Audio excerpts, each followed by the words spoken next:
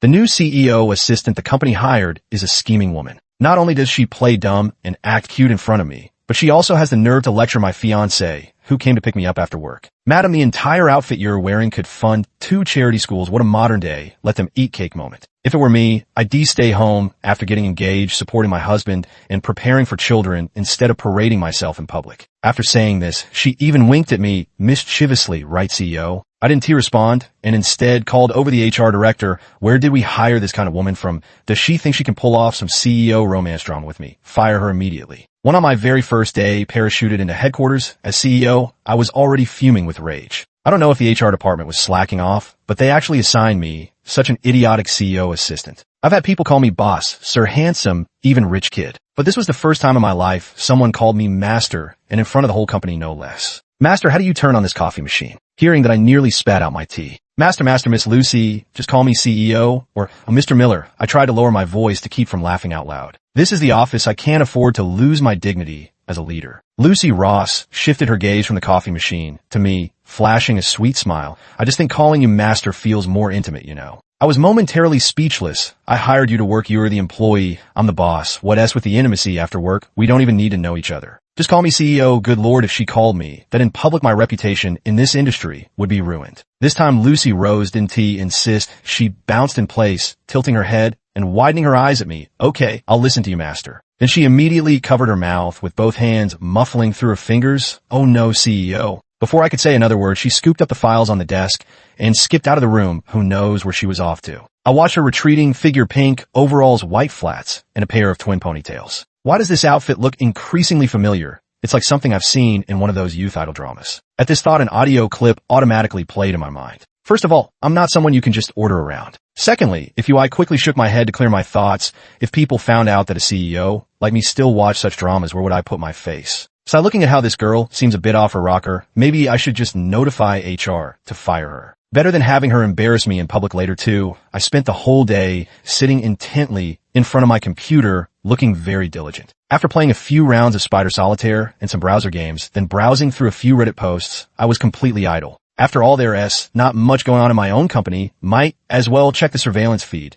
to see what everyone is up to. The admin department truly lives up to being the company's facade. The screen is filled with fashionable career women sipping coffee while scrolling through their phones, collectively slacking off. The marketing department mostly has people on calls typing with one hand while holding documents in the other. They look properly busy good. The development department, just a bunch of tech nerds, not worth watching swipe away. Hey wait, ISNT, that my assistant. So she just ran off to flirt with male colleagues. On the surveillance footage, Lucy Rose was sitting beside the development team leader's workstation, gesturing animatedly while talking, occasionally clapping for him mid-sentence. I could clearly read her last sentence from the lip movements. Team leader, you're so amazing at everything, delivered in a high-pitched baby voice tone. The development team leader was visibly overjoyed, unconsciously covering his mouth with a cough, 2 patches of red blooming on his cheeks. After a while, Lucy Ross bounced her way to several more tech geeks' workstations. Same old routine, wide-eyed stares, tilted heads, and feigned surprise with exaggerated praise. Without exception, these men all involuntarily broke into smiles, with 1 or 2 already looking at Lucy Ross with greasy gazes. I let out a surprised huh and curled my lip, wondering if the HR director's eyesight was failing. How else could they have hired such a low-caliber woman and assigned her as my CEO assistant, no less? This calls for docking his performance points. He won T, learn otherwise. At 3 p.m., nearing quitting time, the click-clack of high heels approached from down the hallway. Catherine had come pick me up. Catherine Pierce, my childhood sweetheart who grew up with me, is now my fiancée. Our families have been close friends for generations, maintaining strong ties, both privately and in business collaborations. With family support and matched assets, I've never had eyes for anyone else since the day I met her. Please come this way, Miss Pierce. The head of administration personally opened the door to welcome Catherine in, and the two began exchanging pleasantries and compliments. Though both were beauties, and the administrative director's low-cut dress was even more eye-catching, I still found Catherine, in her casual blazer, the most striking. Ever since childhood, she had always effortlessly drawn my gaze. After exchanging pleasantries, the administrative director tactfully closed the door and left, leaving only Catherine and me in the spacious office. A cup of tea I had prepared was already waiting on the desk. Tried it just arrived today. Catherine picked up the teacup, gently brought it beneath her nose to inhale its aroma, then drained it in one gulp. Top-tier Oriental tea. Mr. Miller, you've spared no expense. I pressed my thumb against my nose and raised my eyebrows. Of course, would I dare offer Miss Pierce anything less than the finest? After exchanging playful banter, we looked at each other and shared a knowing smile. It had been over 2 months since we'd last seen each other, ever since she left for Europe to inspect new projects. She looked radiant, as if those sleepless nights revising proposals, endless phone calls, and financial negotiations hadn't drained her at all. From school days to the professional world, she has always been the one who effortlessly commands every situation with calm composure. That's my wife. I took out the luxury brand gift box ID prepared in advance. No matter how strong she's my own wife deserves to be pampered by me. When she saw the gift box, her face instantly lit up, not with that standard professional smile, but with genuine joy from the heart. Catherine took the gift box and opened it, her voice tinged with delight. You could be giving these to me privately later. I gently tapped her nose because I wanted to give them to my kitty as soon as possible. Kitty was Catherine's nickname. She placed her hands on my shoulders and brushed her lips lightly against the corner of my mouth. Thank you, Ethan. My full name is Ethan Miller, though I go by Ethan as a nickname too. In private, we usually call each other by our nicknames. I was immersed in happiness, just about to speak when the door suddenly swung open. CEO, I was Lucy Ross. The four of us froze in awkward silence. Damn, this idiot didn't she know to knock before entering. After a stiff second, Catherine was the first to release me gracefully, settling back on the sofa to continue sipping her tea. I cleared my throat and frowned at Lucy Rose. What is it? Lucy Rose immediately bowed her head in apology. I'm sorry, so I didn't know there were guests. She poked her index fingers together repeatedly, her voice dripping with grievance, as if I were the one who had barged in and disturbed everyone. Too irritated to deal with her, I ignored her. Engaging with such a scheming idiot would only lower my standards. I just hoped she'd have the sense to leave on her own. To my surprise, after apologizing, Lucy Rose didn't leave,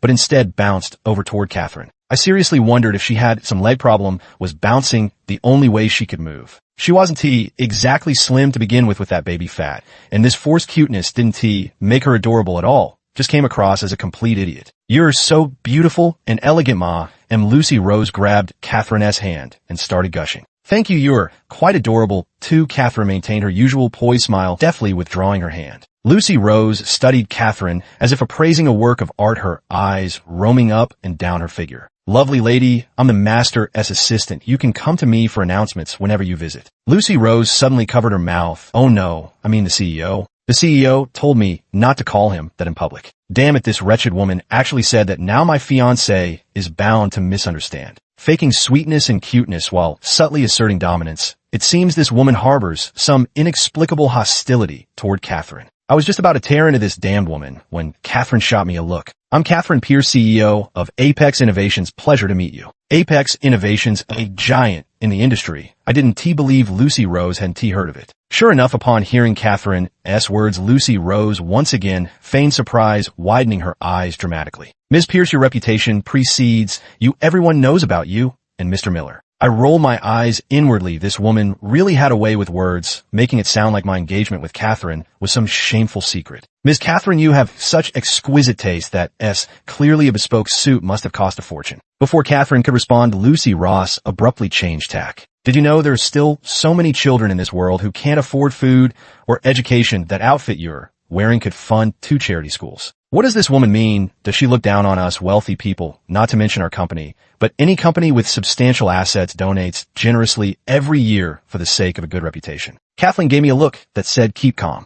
Don't worry, Miss Ross, the 15 charity school I funded will be ready to enroll students in another month. Kathleen watched the still indignant Lucy Ross with amusement. Miss Ross, with such a kind heart, you must have donated quite a bit yourself. Would you be interested in investing in my foundation? Lucy Rose seemed to have suffered some grievous injustice, her tears falling like broken strings of pearls as she began to sob. Please don't misunderstand, Miss Catherine. Lucy just can't bear to see some people suffering in poverty and illness while others indulge in extravagance. Lucy Rose lifted her tear-filled doe-like eyes, 2 trails of tears still glistening on her cheeks. I know Miss Catherine is young and accomplished, a perfect match for our CEO, but Lucy believes once a girl is engaged, it's best to return to family life. My fist was clenching tighter by the second, while Catherine remained utterly unperturbed, wearing that faint smile of hers. These minor characters couldn't affect her composure in the slightest. To each their own, I wish Miss Ross an early finding of her ideal match. Hearing Catherine's words, Lucy Ross's sobs grew louder, her helpless gaze turning toward me.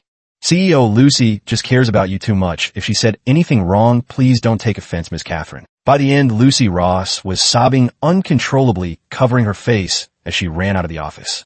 Seeing Lucy Ross leave, I finally couldn't hold back and let out a curse. Fuck, I immediately dialed the internal line to the HR director, telling them Lucy Ross shouldn't coming tomorrow. I'm here to work, not to play out some CEO romance with her. Just as the call went through, a hand pressed the end call button. It was Catherine. I looked at her, in confusion. Ethan, keep her. At this moment, even my eyebrows were full of bewilderment. I touched her forehead. No fever either. Catherine laughed as she swatted my hand away. I said, keep her. Lucy Rose is my sister. The revelation was too much to process all at once. Catherine looked at me earnestly. Lucy Rose is my half-sister. Having grown up with Catherine since childhood, I'd never heard she had a sister. Although Mr. Pierce was somewhat biased in favor of sons, always wanting a male heir to inherit the family business, he wouldn't have given his daughter such a domineering-sounding name otherwise. Mrs. Pierce had developed health issues in her youth, and despite consulting numerous renowned physicians over the years, she never conceived another child. Gradually, Mr. Pierce abandoned all hope of fathering a son. Now my fiancée suddenly tells me she has a half-sister. This is absolutely unbelievable. How come I've never heard you mention this before? Catherine gave a self-deprecating smile, her voice laced with bitterness. Why should I tell you about such shameful things? I stepped forward and embraced Catherine. Soon she would become my wife. Even a strong woman like her, who commands respect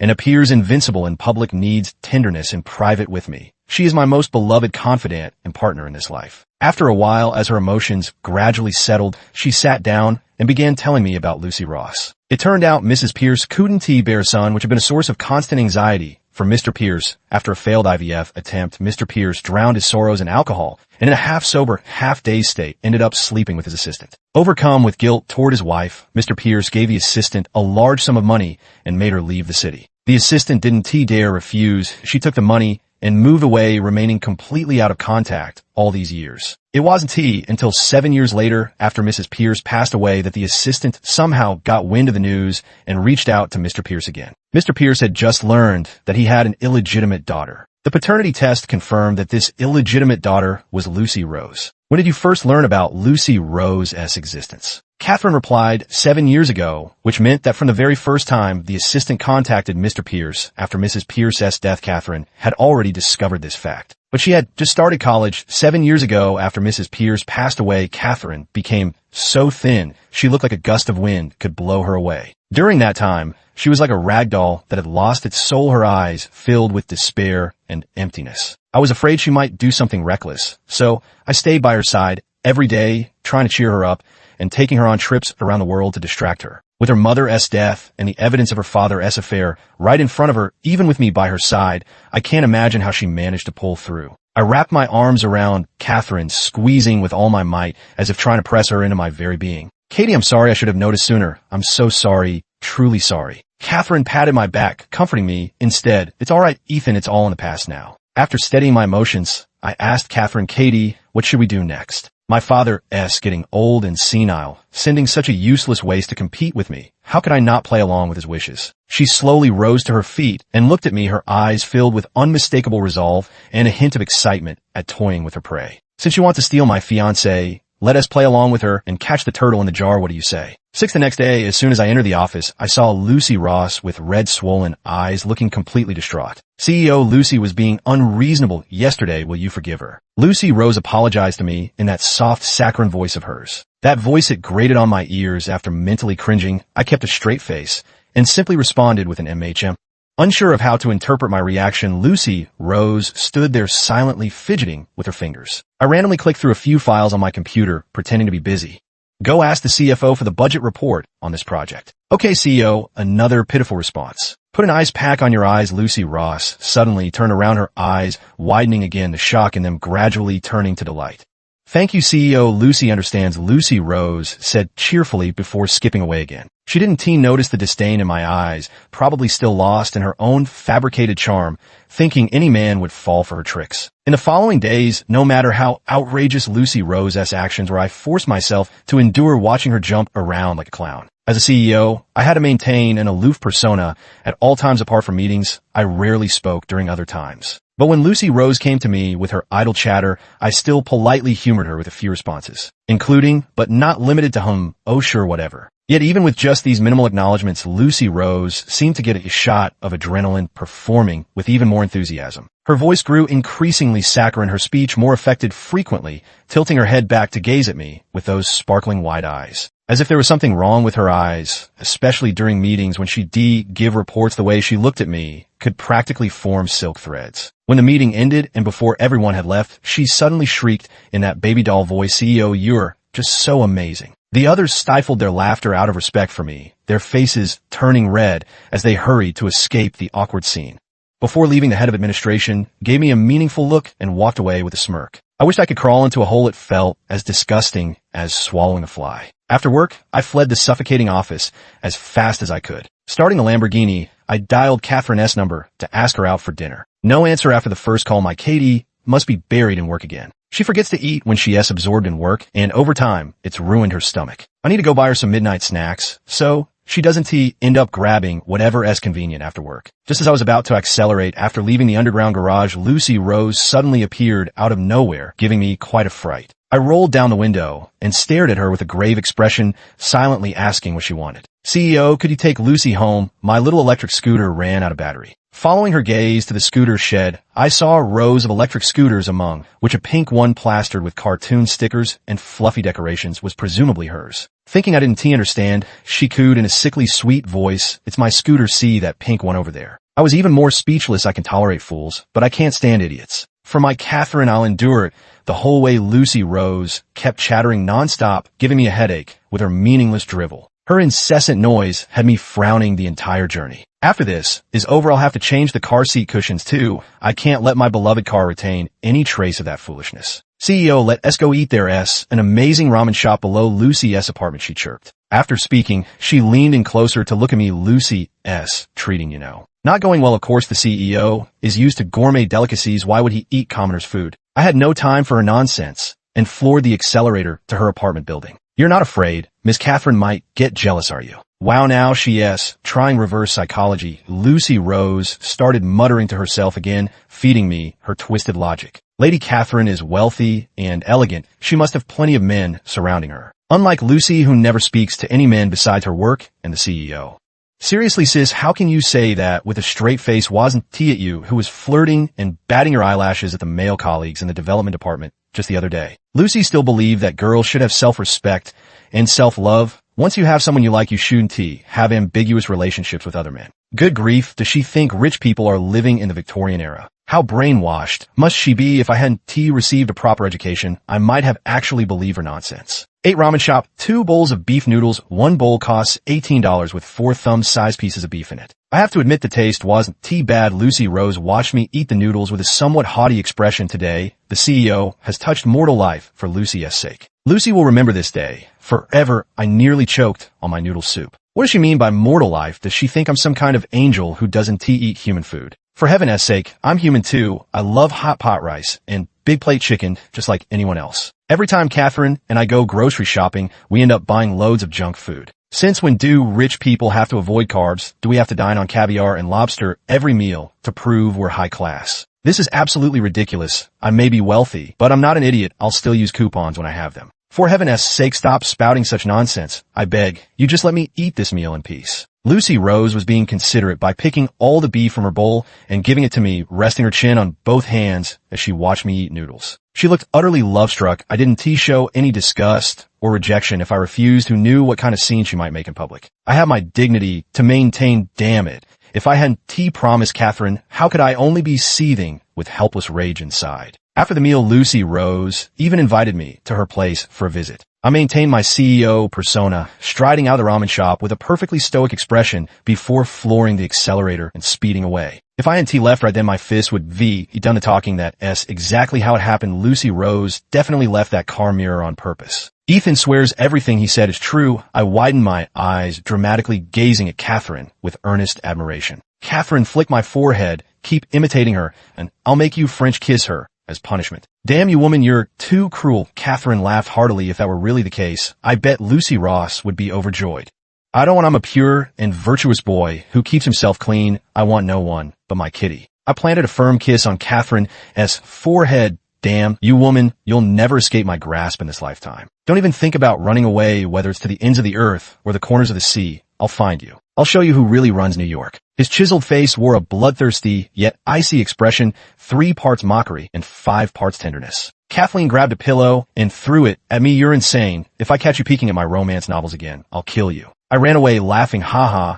Just imagine if people found out our mighty female CEO reads domineering CEO novels, your image would be ruined. Man, you're playing with fire. You successfully caught my attention. Speak. What reward do you want? In the end, Catherine pinned me against the wall, deliberately forcing out a choked, bubbly voice. As the old saying goes, a wise man submits to circumstances. I flipped her around and pressed her against the wall, our eyes locked in that moment. There was only each other in our gaze. The city lights shimmered brilliantly beyond the floor-to-ceiling windows, while a giant screen displayed a brazen confession. I will always love Katie. In the days that followed, Catherine and I didn't see each other. She was busy with her affairs, and I with mine. Truth be told, I didn't have much to do. The company was running smoothly. My most pressing task was keeping an eye on Lucy Rose for her. Mr. Pierce must be getting senile, though Catherine is a woman. Her looks and abilities are absolutely top-notch. Since childhood, she has been a model child that adults always held up as an example. From kindergarten onward, she never placed second in anything. I don't understand why Mr. Pierce insists on sending this scheming, illegitimate daughter to make trouble for Catherine. Ever since Catherine took over her family's company,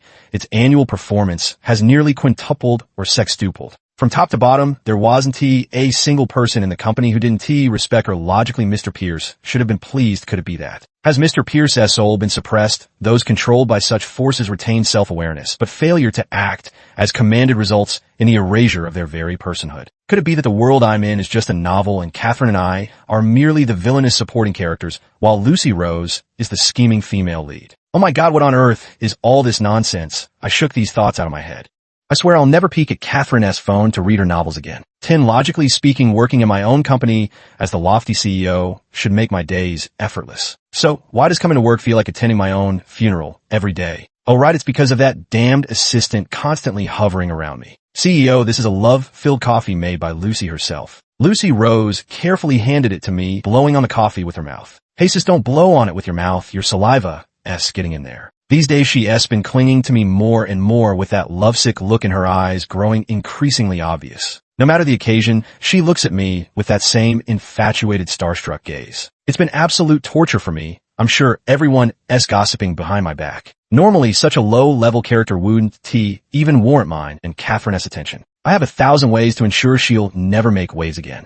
But she just had to be Catherine's sister with Mr. Pierce backing her up. To put it bluntly, Lucy Ross wasn't hard to deal with. The real threat was Mr. Pierce. That wretched woman clung to me all day at work, and now I even had to drive her home after hours. Every day, I had to endure her cutesy act while listening to her badmouth Catherine. I fled quickly when Lucy Rose went to the bathroom just before work ended. Catherine had parked the car in the garage early and honked at me through the window. Wait for Lucy, Mr. CEO, that nightmare of a voice called out again. Damn it, Lucy Rose, you're like a haunting ghost. Can't you just stay a few more minutes? Everyone else uses bathroom breaks as an excuse to slack off, disappearing for hours at a time. But you don't even take more than 3 minutes for a bathroom break. Lucy Rose came panting over at a trot. Why did the CEO leave first without waiting for Lucy? How mean of. Oh, Ms. Catherine, we meet again. Lucy Rose once again put on her signature triple expression act. Wide-eyed, stunned mouth, agape. Miss Ross, what a pleasure. Ms. Catherine, are you here to pick up the CEO? But Lucy Ross tapped her index fingers together, mumbling. The CEO promised to take Lucy home first. When did I ever agree to take you home? Being a CEO is hard enough. Stop making things up. Have you ever thought about buying yourself a car all these years? Not having bought a car yet doesn't mean you haven't worked hard enough or earned enough money. It's fine. It's the same if I give you one. The atmosphere in the car was awkward. I really didn't know what to say to Lucy Rose. I was afraid that if I opened my mouth, it would just be curses. Ms. Catherine, the CEO, took me out for ramen last time. It was super delicious. With such refined grace, Lady Catherine probably hasn't experienced much of this commoner-esque lifestyle, has she? Silence was tonight's melody. Lucy Rose remained utterly unfazed by the awkwardness continuing her performance. Why hasn't Lady Catherine married the CEO? Yet Lucy's so looking forward to your wedding. Lucy Rose's eyes raked over Catherine from head to toe, her words growing increasingly inappropriate. Could it be that Miss Catherine has been having too much fun outside and can't settle down yet? My mother always told me since childhood that women must eventually return to the family to bear and raise children. Miss Catherine is so outstanding. What a pity she is, and boy, Lucy truly feels regretful for Miss Catherine. All women, after all, must bear a son to be secure. Don't you agree, Miss Catherine? Enough, I snapped sharply, though Catherine had repeatedly warned me not to confront Lucy Rose head-on or provoke a direct conflict. ID endured her idiotic antics all this time, but she crossed the line by deliberately targeting Catherine's sore spot. Catherine had remained silent until now, slamming on the brakes so abruptly the car jerked to a halt. Get out. Lucy Rose still hadn't processed it, huh? Didn't you hear? She told you to get out of the car. You get out too. Catherine's voice was frosty. Now it was my turn to be stunned how the luxury car sped away, leaving Lucy Rose and me staring at each other in bewilderment. 11 Catherine didn't rush home, but went to see her father, Robert Pierce. She had already discovered during this time that it was her father who had pulled strings to place Lucy Rose right in front of Ethan. Lucy Rose was shallow by nature and had always been mediocre in her studies, never the sharpest tool in the shed. What exactly was the point of bringing someone like her in? She didn't want to investigate further. If even family had to be wary of each other's actions, she would truly lose all hope in kinship. She hated her father. No child could accept their father's infidelity. Having a test tube baby boy was mother's wish, yet she never managed to bear a son for the Pierce family before her death. The one silver lining was that mother never knew father had an illegitimate daughter before she passed away. She died believing father had loved her. Had that female assistant been discovered to be carrying a son back, then would father still have let her go? Who knows? Human nature can never withstand testing. Catherine hasn't been home in a long time. After her mother's death, she still held resentment toward her father. Yet she couldn't erase all of her father's sacrifices for her because of this matter. That wouldn't be fair. In such a contradictory and unsolvable situation, avoidance was the best approach. Returning home, she found 2 cups of tea on the table. Her father seemed to have known she would come back. Child can't handle it already, her father chuckled as he handed her the tea. Kathleen got straight to the point. Why her father remained unhurried. Impatience is man's greatest weakness. Have some tea. Kathleen exhaled and adjusted her mindset, waiting for Robert Pierce to offer his explanation. No one goes through life without making mistakes. When you make one, you must bear the consequences. I once promised your mother to love her for a lifetime, but the foolish mistake I made after drinking, I have to own up to it whether I admit it or not. Catherine asked, so the mistake you made should be paid for by me, your own daughter. Using some low-tier, brainless woman to mess with my fiancé, Dad. It's not like you don't know my relationship with Ethan. You watch him grow up too. By this point, Catherine's eyes were already misty with tears, but she stubbornly held them back, refusing to let them fall. Since there were no boys in the family, she had to be the best at everything since childhood. Top grades in studies, first place in piano, champion in equestrian, everything she learned how to be number one. From an early age, she understood that whether in poor or wealthy families, the preference for sons over daughters was the same. Among her affluent classmates, families either had one older sister and one younger brother, or they were all boys. In their eyes, daughters are ultimately meant to be married off to bear children for another family. So they must have a son because tradition dictates that only sons can inherit the family legacy. Katie, you've always been overthinking things since childhood, competing to be first in everything, making simple matters complicated. She didn't argue back because it was indeed the truth. Robert Pierce continued, you've seen how she is not exactly the sharpest tool in the shed. I do feel guilty about the child, but your father isn't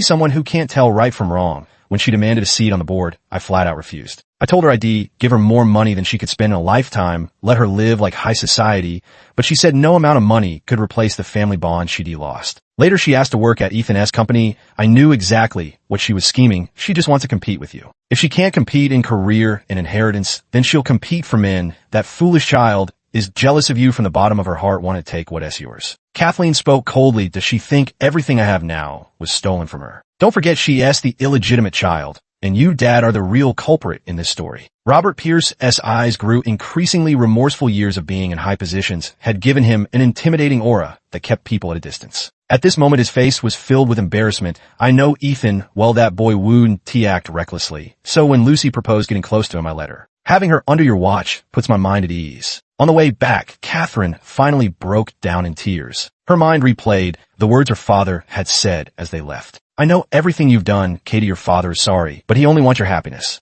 These past few hours, I've been frantic with worry. I've called Catherine dozens of times, but none of my calls went through. After getting out of the car, Lucy Rose still had the audacity to press up against me, whining maliciously about Catherine. This time I finally couldn't hold back. I slapped her across the face. Smack, a crisp, satisfying sound. Feels good. Let us have another one. Who says men don't hit women? Well, I just did today. Lucy Rose covered her cheeks, staring at me in disbelief as her eyes instantly welled up. I'm warning you, if you ever badmouth Catherine again, I'll hit you every single time I see you.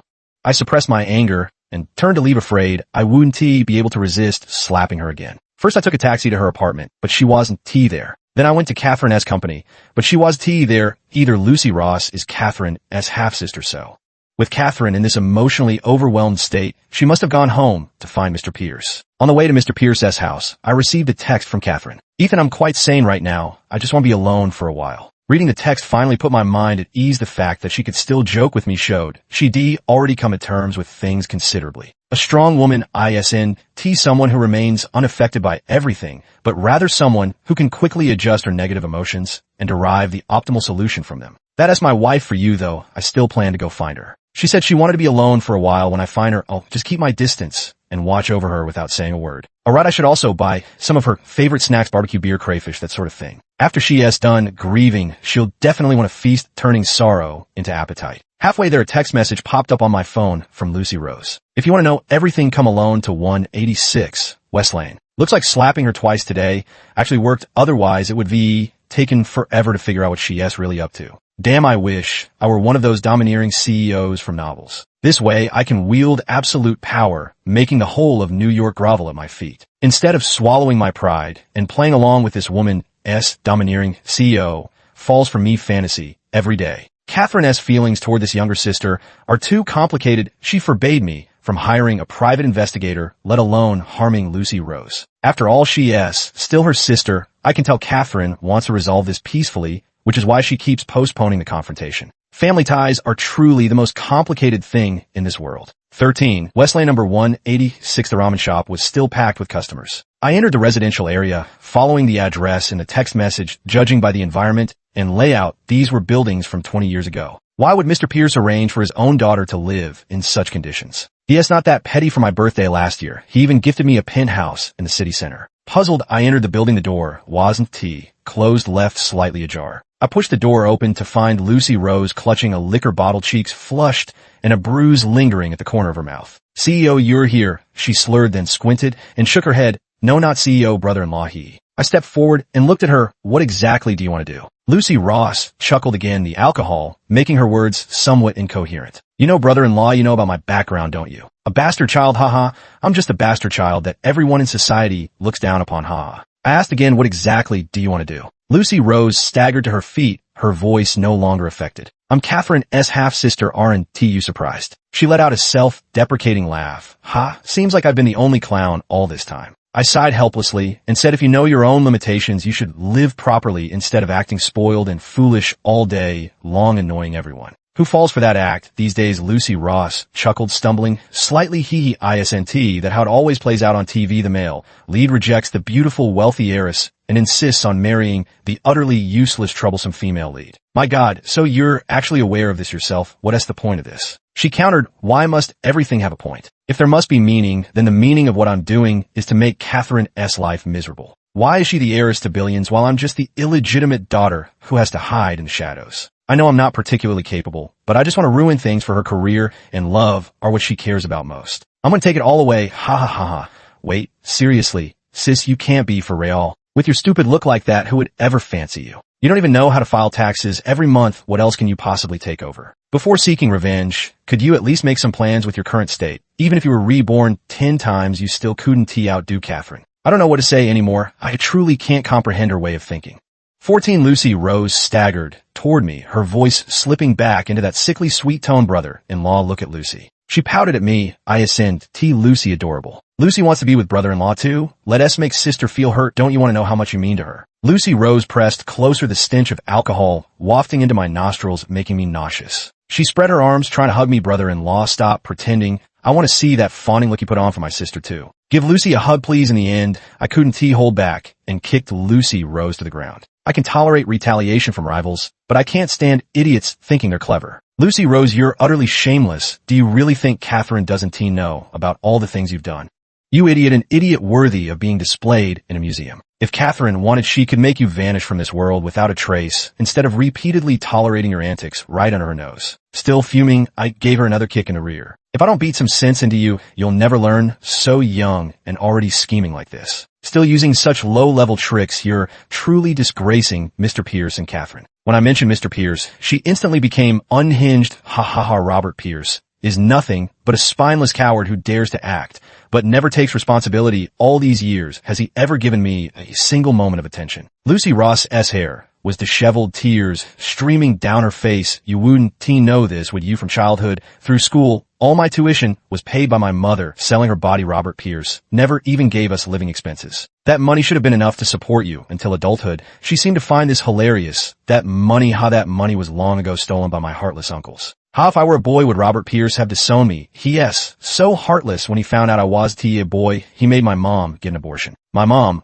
she was the real naive sweetheart. She told me later that she liked Robert Pierce, that it was her who took the initiative that night, and getting pregnant with me was something she willingly accepted. Lucy Rose laughed hysterically through her tears. Even when she was dying of an STD, she told me not to blame Robert Pierce. Ha ha ha, look at that, what a tragically beautiful case of unrequited love. But why should I have to be the victim in her tragically beautiful love story? On what grounds? Lucy Rose screamed at me like a madwoman, her emotions running dangerously high. 15. So, just because you've been rained on you have to tear up someone else's umbrella, is that Catherine pushed the door open and demanded coldly. At the sight of Catherine, Lucy Rose's fury instantly ignited. Fine, how dare you show your face here today? We'll settle both old and new scores. I shielded Catherine behind me. Lucy Rose had turned into a rabid dog.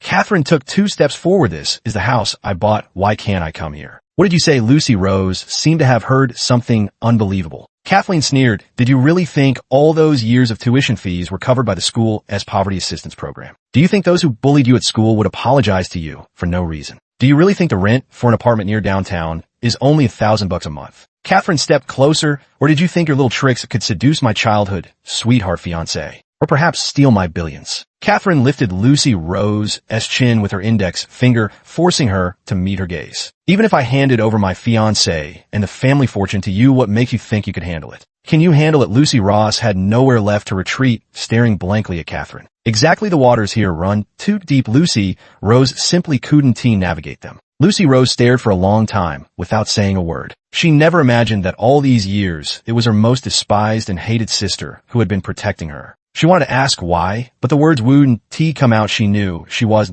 clever, shallow, and filled with self-doubt. So she immersed herself in the novel, absorbing the love story between the protagonists and reveling in the thrill of revenge. To exact her revenge, she compiled a list of all the revenge plans from the protagonists in novels, analyzing them one by one. How ridiculous, yet that's exactly what happened. She went ahead and did it. At this thought, an audio clip automatically played in my mind. So she naively assumed that all men were drawn to delicate, dependent women who clung to them like daughter vines. Catherine sighed, your world is too small, so small that you believe the only path between people is an endless cycle of vengeance. 16. Lucy Rose had been gone for a long time after that night's confrontation. She could no longer face Catherine. Having your enemy become your benefactor is something no one could accept easily. Later I asked Catherine, don't you really hate her at all? Catherine looked at me. There was a time when I saw her as my mortal enemy, even wanted to ruin her life. But why should Lucy Rose be punished for my father's mistakes? If she had been born into a stable family, she would have been the apple of their eye too. Her life has been so difficult from the very beginning.